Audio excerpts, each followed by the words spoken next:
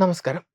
ഭൂമിയിൽ നിന്നും ഏകദേശം 25 പ്രകാശ വർഷം അകലെ സ്ഥിതി ചെയ്യുന്ന ഫോമൽ ഹോട്ട് എന്ന നക്ഷത്രത്തെ ചുറ്റിപ്പറ്റിയുള്ള പുതിയ കണ്ടെത്തലുകൾ പ്രപഞ്ചശാസ്ത്രത്തിൽ വിസ്മയകരമായ മാറ്റങ്ങളാണ് വരുത്തിയിരിക്കുന്നത്. ഹബിൾ ബഹിരാകാശ ദൂരദർശിനി പകർത്തിയ ചിത്രങ്ങൾ വിശകലനം ചെയ്ത ശാസ്ത്രജ്ഞർ രണ്ട് കൂറ്റൻ ചിഹ്നഗ്രഹങ്ങൾ തമ്മിലുണ്ടായ അതിശക്തമായ കൂട്ടിയിടിയുടെ അപൂർവമായ ദൃശ്യങ്ങൾ കണ്ടെത്തിയിരിക്കുന്നു.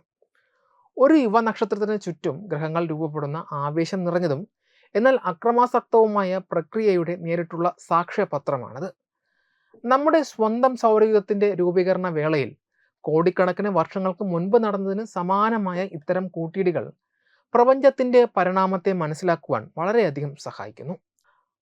ഡിസംബർ 18 സയൻസ് ജേണലിൽ പ്രസിദ്ധീകരിച്ച റിപ്പോർട്ട് പ്രകാരം സൗരയൂഥത്തിന് പുറത്ത് ഇത്തരത്തിൽ പ്ലാനറ്റമസലുകൾ അഥവാ ഗ്രഹനിർമ്മാണ ശകലങ്ങൾ തമ്മിൽ കൂട്ടിയിടിക്കുന്നത് മനുഷ്യൻ ആദ്യമായാണ് നിരീക്ഷിക്കുന്നത്.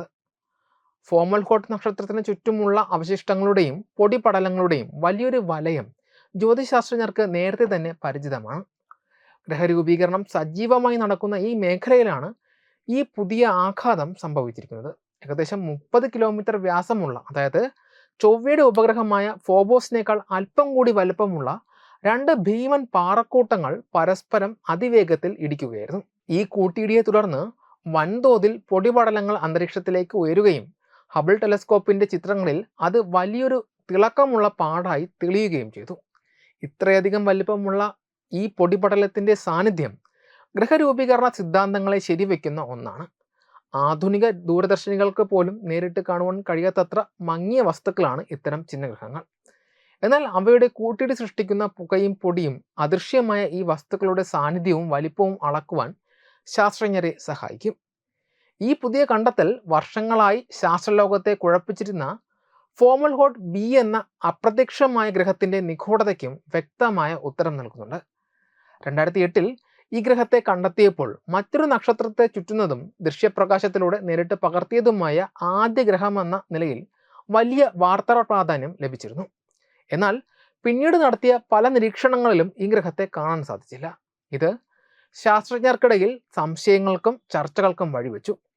പുതിയ ഹബിൾ വിവരങ്ങൾ സൂചിപ്പിക്കുന്നത് ഫോമൽ ഹോട്ട് ബി യഥാർത്ഥത്തിൽ ഒരു ഗ്രഹമേ ആയിരുന്നില്ല എന്നാണ്. മറിച്ച് വർഷങ്ങൾക്ക് മുൻപ് നടന്ന മറ്റൊരു കൂട്ടിയിടിയെ തുടർന്നുണ്ടായ ഒരു വികസിച്ചു കൊണ്ടിരിക്കുന്ന പൊടിപടലമായിരുന്നു അത്. സമയം കടന്നുപോയതോടെ ഈ പൊടിപടലം ക്രമേണ വികസിക്കുകയും മങ്ങുകയും ചെയ്തതിനാലാണ് അത് നമ്മുടെ നിരീക്ഷണങ്ങളിൽ നിന്ന് മാഞ്ഞുപോയത്. ഇപ്പോൾ കണ്ടെത്തിയ പുതിയ വസ്തുവും സമാനമായ ഒരു ഭാവിയാണ് കാത്തിരിക്കുന്നത് എന്ന് ഇതിലൂടെ മനസ്സിലാക്കാം.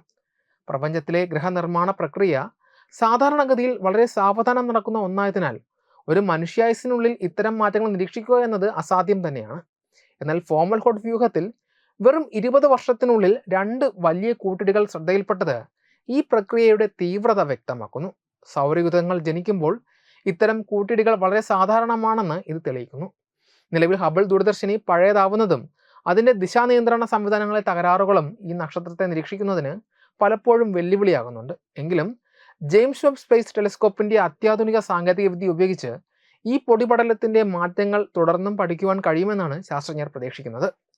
പ്രപഞ്ചത്തിന്റെ രഹസ്യങ്ങൾ തേടിയുള്ള യാത്രയിൽ ഫോമൽ ഹോട്ടിലെ ഈ കൂട്ടിയിടി ജ്യോതിശാസ്ത്രജ്ഞർക്ക് മുന്നിൽ പുതിയൊരു വാതിൽ കൂടി തുറന്നിട്ടിരിക്കുകയാണ്. വെബ് ഡെസ്ക് തത്വമൈ TV.